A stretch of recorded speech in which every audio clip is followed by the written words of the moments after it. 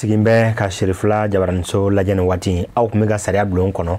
waati ni a selen ye aw ka jɛmukan mandi don sariya bulon anw ye layiru ta aw ye don tɛmɛnenw na k'a fɔ min ye denmisɛnninw ka kiiritigɛso ɲɛmaa ye n'an ko le président du tribunal pour enfants de Bamako ngana segi kana masala kɛ hakilina kan min kɔnɔ ana walawalali kɛ k'a ye k'a fɔ bi lasagoli hakaja ka se degeli ma denmisɛnninw k'u bilasira k'u kalan u baara minnu bɛ kɛ monsieur le président a sɔnna bi k'an ka weleli jaabi malgré a ka emploi temps chargélen don kuma o kuma an wulila ka s'a ma k'a cuwan k'a yɛrɛ a b'a ka baaraw bɛɛ bila walasa ka na ni aw an kuma ɲɔgɔnya min bɛ kɛ sababu ye an ka bɔ fɛn caman kalama an ka foli bɛ se a ma hakilina a bɛna boli ɲini ka bi n'an ko ma ko le thème du jour la détention et éducation surveillée des enfants en conflit avec la loi. Quel enseignement à retenir? Bibabu abe odeka. Denmisɛnninw ne sariya u ka sariya sɔsɔ gɛlɛya jumɛn b'a la a kɛli ka se bi ma an bɛ se ka mun tɔmɔ a kɔnɔ est-ce que lasagoli walima degeli a bɛna kɛ bɔda ye wa gɛlɛya jumɛn bɛ a la bi an b'a ye tuguni k'a fɔ caman bɛ yen nɔ ni denmisɛnninnakaw b'o kɛ sifinnakaw minnu si ma san 18 sɔrɔ an bɛ ka kuma olu ka kɛrɛnkɛrɛnnen la cybercriminalité ninnu bɛɛ lajɛlen a na fɛsɛfɛsɛ bi an ka maa welelen fɛ walasa ne ni aw an ka bɔ kuma kɔnɔ maa welelen ale ye docteur Musa Tufado Touré président du tribunal pour enfants de Bamako n'ala sɔnna an na walawalali don ni hakilina in na bi inshallah.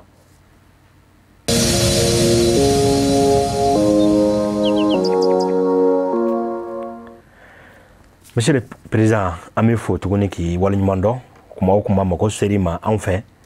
ni jamukan do jamukan wɛrɛ do i ka baara bɛɛ bila ka na i b'o mun na an bɛ fo k'i waleɲuman dɔn. Foli b'aw fana ye aw mun ye wele bila ne ma ka foli lase aw ma ka lase Sherifla TV baarakɛla bɛɛ ma a n'a kanubaw bɛɛ ma k'aw dɛmɛbaaw bɛɛ fo aw ka baara ɲuman na parce que aw kan ka jamanadenw dɛmɛ ka bɔ fɛn caman kalama. A diyara n ye an b'i fo an b'a fɔ ko i Touré. Voilà bi monsieur le président ni an ye jateminɛ kɛ an ka jamukan tɛmɛnen i da sera ma k'a fɔ ko aw ka baara dan tɛ lasagoli ye ɲangini ye mais ka denmisɛnninw bilasira kumaw la walasa jogo kolon dɔ b'u la o ka se ka corriger o k'o bila ɔ bi n'an ye ninnu fila da ɲɔgɔn kɔrɔ i da sera boli ma o don k'a lajɛ lasagoli ninnu kɔnɔna na danfara jumɛn bɛ détention ni éducation surveillée ni ɲɔgɔn cɛ. Il faut que une question est là. C'est une détention au bord de l'ICO demsin doye charia soso. O charia soso lenko maïsara doye décision taka foko a manka bla a clé natukuni a ka liberté fanga dobi bola pour fanga doya kore kata la sabu rodola. Pour détention. Maintenant, détention et dimsinu mouye charia sosodi. Charia sosodi ça que crime, ça que délit. Délit ou ye charia soso mou nyangini bisa kata kadam ne kletan kelen fo sans sabala ofuluma délit. Crime ya ye mou ka jumno be ça que elle m'a fa ko ye faso ka jamana na fro chen ko ye. A sera que ni kujukuba wɛrɛw ye mun t'o si ye a fɔ ma crime o sariya ɲangili bɛ se ka taa fo san 20 dɔw yɛrɛ bɛ yen a fɔ condamnation à mort mais an da bɛna don o bɛɛ la est ce que o bɛɛ bɛ ka denmisɛnnin bɛ se ka ɲɛɲini ka se o yɔrɔ bɛɛ ma maintenant la différence min bɛ détention ni éducation surveillée n'a pas terminé qu'à abe la sagoli di, mais la sagoli folo fora ou détention ya y charia soso, il can kamene kadatugu. Donc on va voir comme mandat d'arrêt quand même. Nous nous fait mandat tifo, faut ordonnance de placement de l'État, juboda, kobo, ou y charia soso, amiti il a sa dola, y a n'a qu'à faire. Mais est-ce que dimsunu ka la sagoli, y a ni qu'à faire à nyakadon, a tiena ngalunga bonona. Ka kiri ka tigɛ condamnation o y'a ko bɛɛ ye wa ɲininkali bɛ yen ko ayi o t'a ko bɛɛ ye parce que laɲini min bɛ faso ka politique pénale yɛrɛ la ni denmisɛnninw ma san 18 sɔrɔ har n'a ye sariya sɔsɔ ma fɔ ma an ka code pénal sariyaw n'a y'olu sɔsɔ c'est vrai ani ɲangini ka kan mais ɲangini in kɔfɛ hakilina wɛrɛ de talen don pour que a ka se ka fɛn dɔ dege a ka se ka lasago a ka baara dogi a ka kalan dege pour que sini a ka se ka jamana dɛmɛ donc sagoli in kɔfɛ ɲangini in kɔfɛ ladamuni b'a la ani degeli yɛrɛ ta degeli ko b'a la donc éducation surveillée bi au cadre de kɔnɔ mais ni éducation surveillée a cadre ka bon ka tɛmɛ mɔgɔ min sariya dɔrɔn sɔsɔ kan a bɛ se ka kɛ hali minnu ma sariya sɔsɔ minnu u ka situation bi cogo min ni faso ma fɛn dɔ kɛ u laban fana ye sariya sɔsɔ ye an b'a fɔ ma les enfants en péril ou bien les enfants en situation de danger moral et matériel olu denmisɛnninw ninnu parce que u bilalen don cogoya dɔ la ou bien u bɛ kan ka mɔgɔ dɔw groupe dɔw fréquenter n'u ma bɔ groupe kɔnɔ ou bien n'u ma bɔ o cadre kɔnɔna na dɔrɔn don dɔ la olu fana ye criminel dɔw de ye c'est des criminels en puissance donc i t'a kan ka joona joona fɛɛrɛ dɔ tigɛ pour que olu fana ka se ka lasago u ka dege baara dɔw la ka n'a sɔrɔ u ma sariya sɔsɔ fɔlɔ ani minnu ye sariya sɔsɔ n'u taara lasagoli na u tɛ kelen ye mais a catégorie fila si tɛ to a yɛrɛ ma i ye sariya sɔsɔ o i ma sariya sɔsɔ o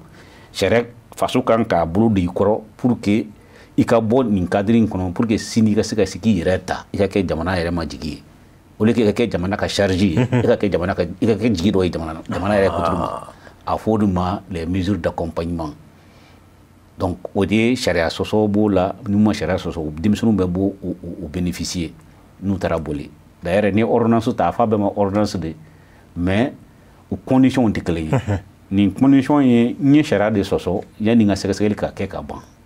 nin condition ya ma hali ni ma sariya sɔsɔ mais n bɛ bolo mun kan sisan ni faso ma jan kɛ ni ala ma a jan kɛ ka faso kɛ k'an dɛmɛ an laban ye kiiri an ɲɛ b'a ye sariya sɔsɔ ye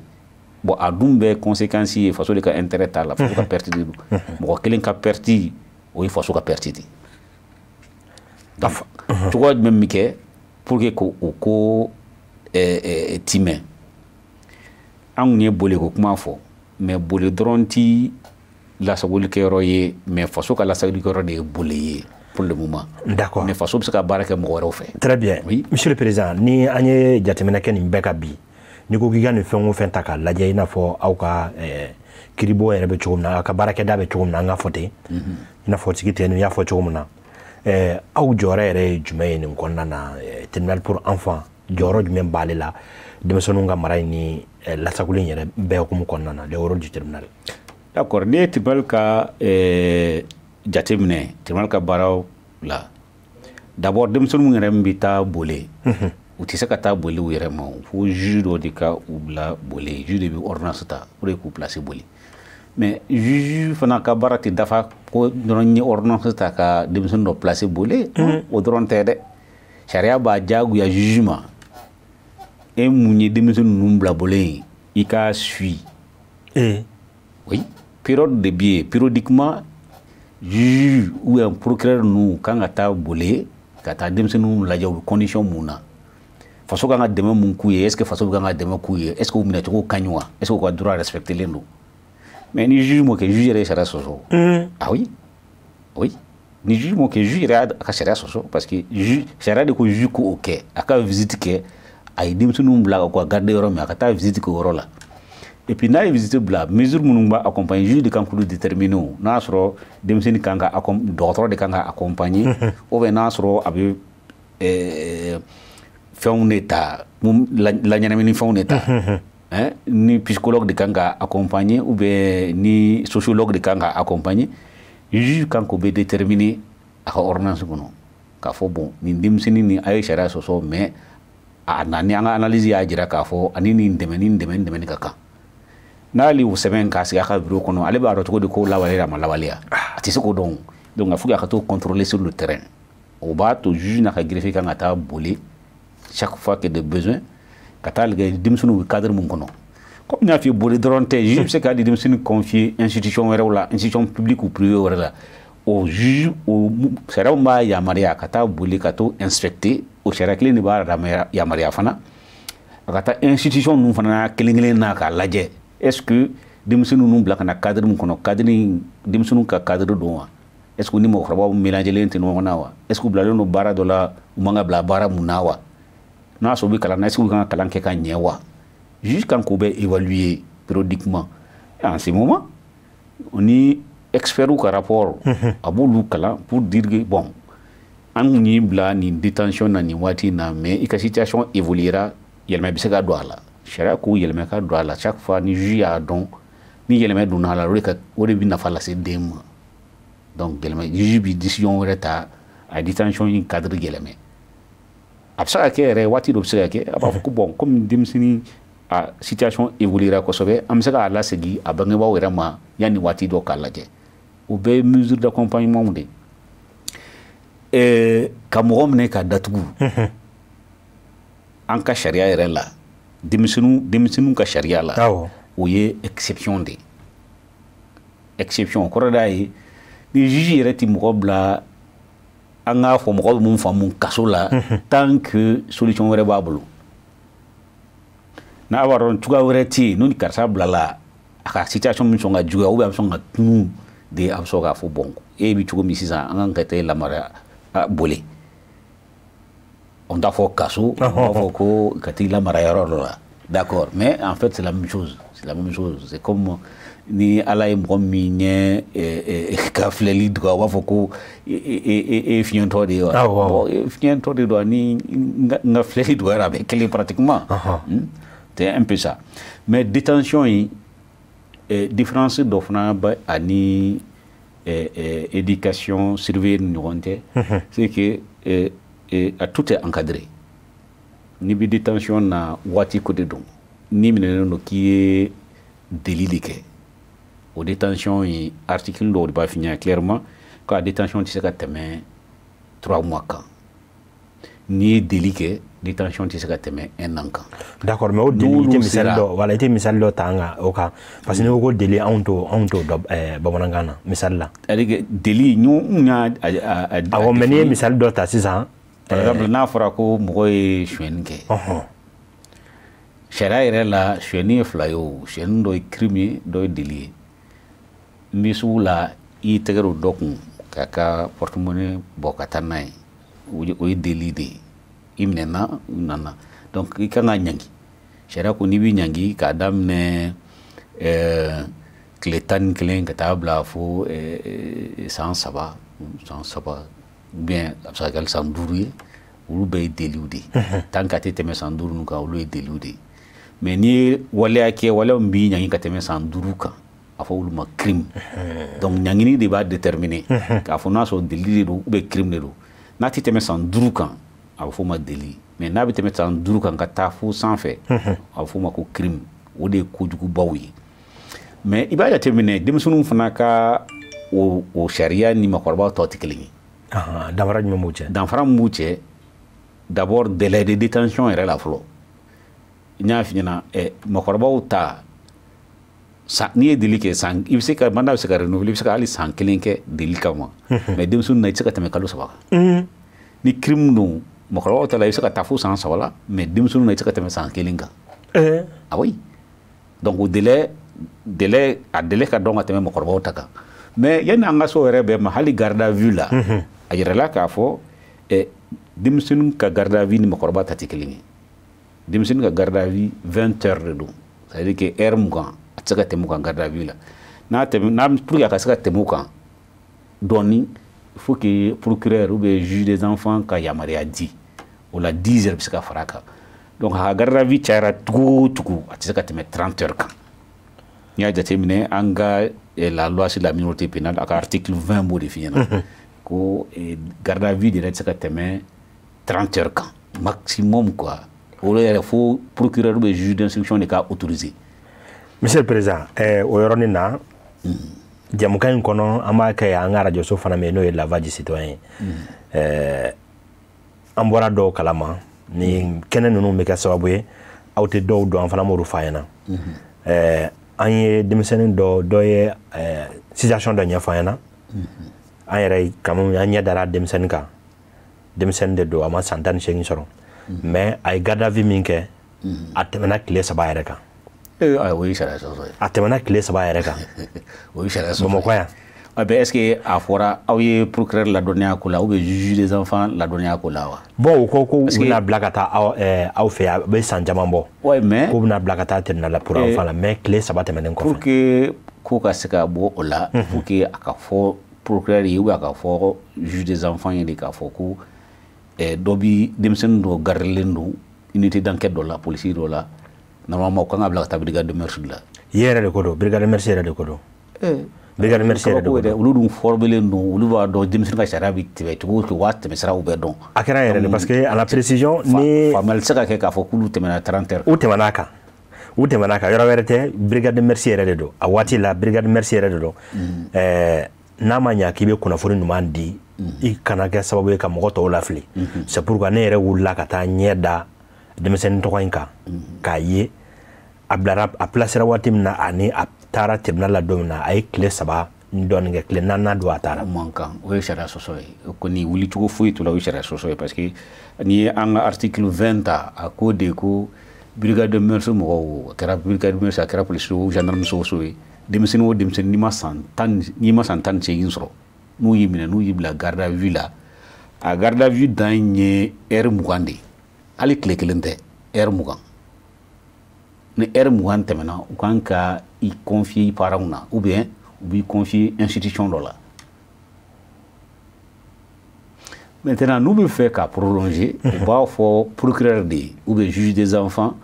o de b'u autoriser k'u yamaruya pour que u ka se ka 10 heures fara kan o yɛrɛ tɛ se ka tɛmɛ a bɛɛ farala ɲɔgɔn kan a tɛ tɛmɛ 30 heures kan tile kelen ani heure 6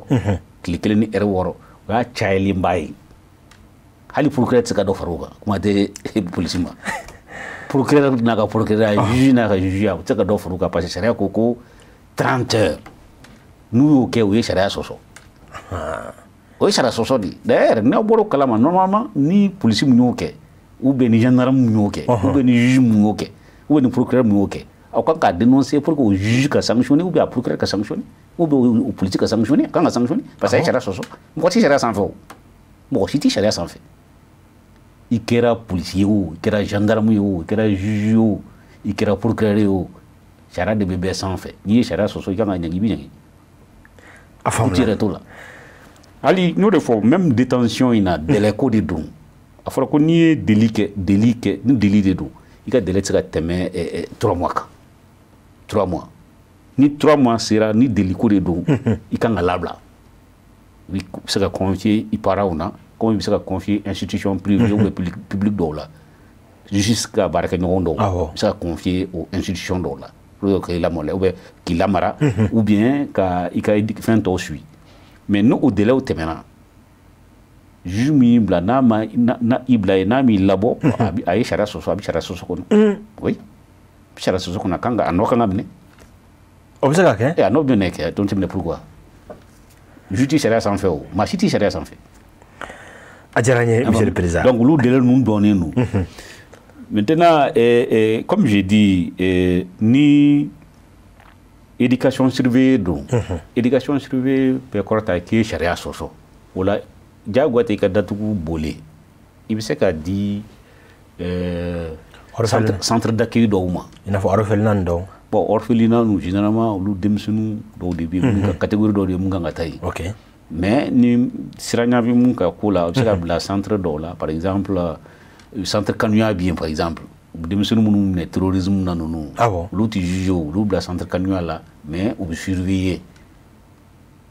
centre bɛ se ka kɛ centre ouvert ye comme a bɛ se ka kɛ centre fermé centre fermé an b'a fɔ olu ma bole n'a ɲɔgɔnnaw centre fermé les centres ouverts il y a liberté dɔɔni b'a tigi bolo ka ko dɔw kɛ mais a tɛ se ka bɔ ni yamaruya tɛ ka taa yɔrɔ dɔw la a tɛ se ka kɛ juge de bɛ se k'a yamaruya sinon a bɛ se ka liberté dɔɔni sɔrɔ a ka cour kɔnɔ yen a bɛ se ka baara dege yen ni kalan de kɛra a bɛ se ka kalan dege yen centre ninnu kɔnɔ yen donc o ye centre fana critères de b'u la pour que u se ka dayɛlɛ u bɛ se ka dayɛlɛ kun fɛ voilà a faamuna mais nin bɛɛ kɔnɔ bi monsieur le président ni an ye jateminɛ kɛ aw ka baarakɛda in n'o ye terminal pour enfant ye bi espérance kɔnɔna na e yɛrɛ bɛ se ka mun sɔrɔ k'a fɔ an ɲɛna bi mara ni ladamu yɛrɛ sera ka aw bɛ mɔgɔ minnu sɔrɔ don o don ka se ka u placer nin yɔrɔ ninnu na i ye minnu fɔ tan votre analyse. Bon n'i ko ne ka analyse fɔ vraiment n bɛ se ka fɛn caman fɔ a la. Voilà ka kɛ ni waati ye bɛɛ la komi waati de don. Waati an ka waati tɔ tora télé ko bɛ waati ko ye mais n b'a a daminɛ depuis ko daminɛ yɔrɔ in na d'abord parents depuis parents sokɔnɔ in de fɔlɔ kow kan ka daminɛ depuis sokɔnɔna de la fɔlɔ n'i y'a ye ko tiɲɛna kɛnɛma c'est que sokɔnɔna fana ma labɔli kɛ de ka ɲɛ donc n'a taara kɛnɛma ka bɛn ni situation dɔw ye a tɔ bɛ juguya a bɛ tiɲɛ et surtout nin waati na hali an ka sokɔnɔnaw yɛrɛ protéger tɛ aw ɲɛ b'a la denmisɛnninw bɛɛ bi a ka dɔgɔ denmisɛnninw téléphone tɛ denmisɛnninw bolo ou bien hali ni téléphone tɛ mun bolo mun fa bɔra baarakɛyɔrɔ la a b'a bɔra baarakɛyɔrɔ la n'a sigilen don denmisɛnnin bɛna téléphone ta to ka messagew ci ɲɔgɔn ma ka tiktokuw bɛ yen ka snapchatw bɛ yen ala k'an kisi u ni mɔgɔ dɔw bɛ se ka bila en contact ŋaniya jugu bɛ minnu kɔnɔ u bɛ se k'u bila ko juguw la o ko fɔsɔn ninnu contrôler ka gɛlɛn mais faso bɛ kan ka système bila en place pour lutter contre la cybercriminalité an b'a jateminɛ o bɛɛ bɛ ta o cadre kɔnɔna na parce que n'a ye jateminɛ kɛ fɔlɔ la f'i ka bɔ de ka taa groupe dɔ la pour que i ka se ka tiɲɛni kɛ mais bi bɛna tiɲɛni bɛ kɛ ka se ka kɛ a kɛra sɔrɔ i ma bɔ i ka so kɔnɔ se ka tiɲɛni kɛ téléphone tile in na cybercriminalité tile in na o bɛ ye kojugubaw de ye minnu kan ka kɛlɛ mais faso ye o ko ta ba la mais ko ma se a kuncɛyɔrɔ ma fɔlɔ parce que sariya dɔ de don minnu kan ka ta ani pôle spécialisé kan ka bila en place pôle spécialisé lutte contre la cybercriminalité je crois que u kan k'o baaraw kɛ n'o bɛɛ sigira sen kan en ce moment sauf que problème dɔɔni de bɛ o yɔrɔ fana na parce que pôle spécialisé in a ma denmisɛnninw ni makɔrɔbaw bɔ ɲɔgɔn na o ko la c'est comme si denmisɛnninw ni makɔrɔbaw kan ka kiri sariya kelen de fɛ bon n'an y'o jateminɛ o la a bɛ an ka Mali ka engagement dɔw sɔsɔ an ye convention internationale dɔw signé comme la convention de Beijing comme la convention de Neuchâtel comme la convention de New York ou la convention de Rabat a b'olu bɛɛ sɔsɔ parce que a fɔra clairement convention nin kɔnɔ denmisɛnnin ni makɔrɔba tɛ se ka juger juridiction kelen ye tɛ se ka denmisɛnnin ni makɔrɔba bɛ juger ɲɔgɔn fɛ o tɛ se ka kɛ or cybercriminalité la c'est vrai a sariya ma ta ka ban fɔlɔ j'espère que u bɛna corriger sanfɛ mais avant projet de loi la vraiment dès maintenant problème b'a la o ye n ka souci bakuruba fɔlɔ ye bakuruba filanan ye mun ye au niveau de la police et la gendarmerie unité d'enquête ninnu normalement denmisɛnnin yɛrɛ man ka lamɛn ye fo ni unité mun spécialisée la denmisɛnnin ka lamɛnni na malheureusement unité caman bɛ yen spécialité mun bɛ denmisɛnninw lamɛn si bien que denmisɛnninw ka droit kilankɛ bɛɛ bɛ violer avant que u ka se hali tribunal la et en ce moment normalement au niveau des unités d'enquête brigade de mœurs ninnu fɛnw na denmisɛnnin man ka lamɛn n'a sɔrɔ a bangebaa t'a kɔrɔ oui i man ka denmisɛnnin lamɛn k'a sɔrɔ a bangebaa t'a kɔrɔ ou bien a bɛ mɔgɔ min bolo n'a sɔrɔ a b'a bɛnkɛ fɛ yen ou bien n'a b'a kɔrɔkɛ de fɛ yen ou bien a ka mɔgɔ dɔ ka sɔrɔ yen n'olu si ma sɔrɔ yen au moins assistant social dɔ kan ka sɔrɔ yen pour que denmisɛnnin ka se ka lamɛn sinon polisi man k'a lamɛn yɛrɛ droit t'a bolo k'a lamɛn hali ni a bɛ furakɛ de normalement denmisɛnnin k'a ka consentement de di pour que a ka furakɛ ni dɔgɔtɔrɔ man ka maga denmisɛnnin na ten k'a minɛ n'a ka na a man kɛnɛ a bɛ furakɛ non non non fo k'a ka consentement di n'a tɛ se ka consentement di au moins a bangebaa ou a bɛ mɔgɔ min ka mara kɔnɔ o kana consentement di pour que a ka furakɛ a ka droit dɔw bɛ yen o ye publicité ye c'est vrai aw journaliste kunnafoni de ye aw ka laɲini ye mais aw ka kunnafoni aw ka k'a dɔn dan de sigilen b'a la sariya kɛlen bɛ k'a bɛɛ encadrer n'a ye denmisɛnnin dɔ mun bɛ procédure kɔnɔ ko sariya y'a nɔ minɛ n'aw ye o ka ko publier k'a tɔgɔ n'a jamu fɔ a ye mun kɛ k'o bɛɛ fɔ a bangebaaw n'a fɛnw bɛɛ donnen don a sigilen bɛ yɔrɔ min k'o bɛɛ donnen don aw bɛ baara gɛlɛya sanfɛ kɔfɛ aw bɛna f'i ɲɛna kɔfɛ aw bɛ baara gɛlɛya mais aw ye sariya sɔsɔ o sariya bɛ se ka hali journaliste la ɲangi ka taa fo k'a daminɛ kalo 3 fo kalo 6 a bɛ se ka kaso k'a kama anw yɛrɛ journaliste ye a faamuna non seulement aw bɛ se ka ɲangi o la aw bɛ se ka bila amande sara fana na k'a daminɛ 6,000 ka taa fo 60,000 la o amande bɛ se ka bin aw kan o ye journaliste ye kɔrɔ ye n'aw bɛ denmisɛnninw procédure la aw man ka u ka identité divulguer ou bien hali ka tamasiyɛn dɔw fɔ mɔgɔw b'u rekun ni tamasiyɛn mun ye parce que kɔfɛ aw bɛna baara gɛlɛya au niveau de la justice c'est la même chose a fɔra juge ye a fɔra procureur ni denmisɛnninw nana a kan ka fɛn fɔlɔ mun kɛ a y'a ɲini ka mɔgɔw labɛn fɔlɔ tiɲɛni donna mun kun o tiɲɛni ka réparer denmisɛnnin nin ka récupérer a se ka don faso kɔnɔ ka don société kɔnɔ ka ka baara kɛ a ɲɛma n'o tɛ aw ka baara ma se a kɛcogo la maintenant ni cogoya ti mɔgɔ min ka ko yɛrɛ la ni ko gɛlɛyara bɛɛ ma se ka k'a ko la o la sariya bi tɛmɛ komi a kan ka tɛmɛ ordinairement cogo min n'o tɛ a kan ka cogoya bɛɛ kɛ au niveau du procureur ka médiation pénale kɛ au niveau du juge d'instruction a fɔra ko détention min na de ni cogoya wɛrɛ tɛ yen aw bɛ détention kɛ c'est-à-dire que cogoya foyi ti nin ka ko la ni nin ma lamara yɔrɔ dɔ la a bɛna kɛ gɛlɛya ye ale yɛrɛ ma. C'est dans son intérêt, dans l'intérêt supérieur de l'enfant que a bɛ se ka bila détention na sinon normalement n'a nana ni mɔgɔ bin a bɛ se ka confier mun na a bɛ se ka confier o la ou bien n'o y'a sɔrɔ n'a confiera famille na problème yɛrɛ source ye famille parce que juge kan k'o bɛɛ dɔn enquête sociale de bɛ kɛ ni problème source yɛrɛ famille ye a b'a bila institution dɔ la a bɛ se ka kɛ institution privée ou bien publique mais n'an dan n'o yɔrɔ la n bɛ fɛ aw ka 2 minutes dɔrɔn d'u ma n ka kuma dɔw fɔ vraiment mun ye baara in kɛ tɔ ka jɛ ye. Parce que même ni denmisɛnnin datugura ou bien a bilala institution na waati ko de don waati mana se jago de don juge k'a labila o jagoya de ni juge m'a labila juge yɛrɛ ye sariya sɔsɔ donc ni juge kan k'a labila est ce que faso ye mécanisme dɔ bila en place k'a fɔ suivi post carcéral kɛ est ce que faso y'o bila c'est à dire k'i bɔlen kaso la i ye kojugu kɛ i taara kaso la kaso kɔnɔ i digira baara la ou i digira kalan na est ce que n'i bɔra kaso la structure dɔ créera pour que k'i ka suivi post carcéral kɛ wa pour que i kana se ka tomber i bila erreur mun kɔnɔ ka kɔrɔ i kana bin o erreur kelen kɔnɔ est ce que structure dɔ bilala en place pour que i tɔbɔtɔ k'i suivi kɛ chaque 6 mois ou chaque 3 ou 6 mois ka i évaluer n'a sɔrɔ vraiment i bɛ cogo min i bɛ sira tilennen kan risque ti i ka retomber ou bien i mago bɛ assistance mun na k'o kɛ pour le moment o sariya ma ta Mali la yan pour le moment o structure ti Mali la yan bon o ye fiɲɛba de ye c'est comme si a ye baara dɔɔni kɛ baara in aw yɛrɛ ɲɛ b'a la a bɛ kan ka tunu ji kɔnɔ aw tɛ kan ka foyi kɛ aw sigilen bɛ k'aw tɛgɛ croiser mais n'aw y'o denmisɛnnin labɔ nin condition na n'a bɔra dɔrɔn a bɛ tila ka taa bɛn a ɲɔgɔn delinquents de kan tuguni dugu kɔnɔna na donc pratiquement a ye baara tɔ ka jɛ de kɛ tant qu'il n'y a pas de structure de suivi post carcéral a tɛ ɲɛ ça c'est une nécessité absolue je tenais à le dire. A diyara n ye monsieur le président waati tɔ tora n bolo miniti 2 dɔrɔn de ye ka bi jamukan bakul ka bi jamukan k'a datugu pewu n'o tɛ ɲininkali caman yɛrɛ bɛ ne yɛrɛ bolo waati ko don n'an ye nin jateminɛ bi masa dɔw b'a fɔ ko u den bɛ ka fréquentation min kɛ a bɛ ka don mɔgɔ mun senna k'a bɛ ka tiɲɛni kɛ a bɛ drogue ta a bɛ fɛn kɛ ko an bɛ taa n'a ye k'a datugu boli o tigilamɔgɔ est ce que o kuma ninnu bɛ se ka réaliser ka taa n'a ye dɔrɔn k'a fɔ ko a ye n den datugu. Bon o cas bɛ yen an b'a fɔ o de ma les enfants parce que a tɛ bɛ mauvaise fréquentation de la an b'a fɔ olu ma les enfants en situation de danger moral et matériel c'est vrai u b'a fɔ k'a datugu boli mais an t'a fɔ k'a datugu an b'a fɔ an taara k'a bila lamaraliso la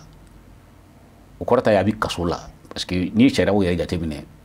pour que a ka fɔ kaso a bɛna sɔrɔ i ye sariya de sɔsɔ pour que ka se ka taa kaso la a dun ma sariya sɔsɔ fɔlɔ mais a bɛ sira mun kan sira ɲuman tɛ n y'o exemple de fɔ. I y'a fɔ sira in n'an m'an kɔlɔsi a laban ye sariya sɔsɔ ye ou bien den yɛrɛ ka avenir bɛ hypothéqué donc pour que o kana se ka kɛ bangebaa dɔw bɛ na ni denw ye a ka ca n yɛrɛ y'a ka caman gérer u bɛ na ne den kɔni sisan ani mɔgɔ min drogue talaw de bɛ ye o ni ɲɔgɔn fɛ ne yɛrɛ sara n'a ɲɛ tuma dɔ la n'a nana so kɔnɔ a b'a fɔ k'a bɛ ne yɛrɛ agresser a k'a minɛ ka datugu ne b'a fɔ non a tɛ minɛ ka datugu a b'a minɛ k'a kalifa mɔgɔ dɔw ma minnu bɛ se k'a dɛmɛ boli Dieu faisant les choses boli mɔgɔw bɛ yen minnu b'o prise en charge kɛ dɔgɔtɔrɔw b'o la psychologues b'o la psychiatres yɛrɛ b'o la hali minnu ta a fɔra ko fa dɔn bɛ minnu na olu bɛɛ ka prise en charge bɛ kɛ boli o suiviw bɛɛ bɛ kɛ donc papiers de bɛ yen mun b'o bɛɛ sɛbɛntiya n'olu kɛra en ce moment i b'a jate minɛ aw b'a fɔ ma datugu in o da ka di den na ka tɛmɛ n'a tora kɛnɛma kan parce que n'a tora kɛnɛma laban na a bɛ perdu de jamana ye a bɛ perdu a bangebaaw ye a bɛ perdu jamana ye mais n'a dun lasagora o yɔrɔ la ka dɛmɛ don a ma parce que n y'a f'i ye cogo min spécialiste de bɛ yen minnu bɛ a dɛmɛ k'a bɔ drogue ta ni hakilina jugu dɔw la ka hakilina ɲumanw don a kɔrɔ k'a essayer k'a bila baara sira kan o mɔgɔw de fana bɛ yen mun b'o kɛ juge mun y'a bila yen diyagoya de don juge kan ka o kɔlɔsi est ce que a ye mun prescrire o bɛ kan ka kɛ a kɛcogo la wa an ka problème bɛ o yɔrɔ de ye o tuma dɔ la juge yɛrɛ t'u ka baara de kɛ. parce que an b'a fɔ kuma dɔ n'a ye misali ta kaso makɔrɔbaw ka kasow kan i n'a fɔ MCA ninnu mɔgɔw bɛ siran k'a fɔ n'i taara yen nɔ ni i ye misɛmani ye ala ko n'i ye vagabond misɛmani ye dɛlɛnka misɛmani ye ko i bɛ bɔ tuma na k'i bɛ quoi est ce que